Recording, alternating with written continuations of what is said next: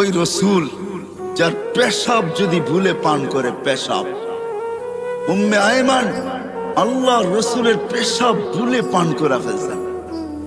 আল্লাহ রসুল বুখারীতে আছে, আল্লাহ রসুল পেশাব করছেন রাত্রে কোনো পাত্রে।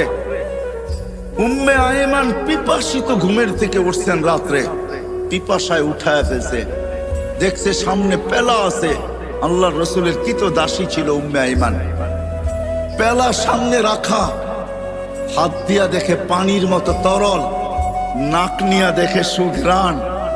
মন মানতে ছিল না, পান করা পিপাসা মেটায় নিছে। সকালবেলা আল্লাহ রসুল যখন ঘুমের থেকে উঠছেন তো বলছে, উম্মে আয়মান পাত্রে কিছু জিনিস আছে, বাহিরে নিক্ষেপ করো। তো বলে, ইয়া রাসূল আল্লাহ, ওটা রাত্রি করে দিছি। তো বলছে, করছিস তো করছিস কোথায়, কোথায় করছিস? বলে, ইয়া রাসূল আল্লাহ, পিপাসার তাড়নায় ঘুমের থেকে উঠে গেছি, হাতের নাগালি ছিল এটা, পানিও তরলও দেখলাম, নাক লাগায় দেখলাম এরকম সুঘ্রাণ আর কিছু হয় না, আর মনকেও মানাইতে পারি নাই, পান করে নিছি।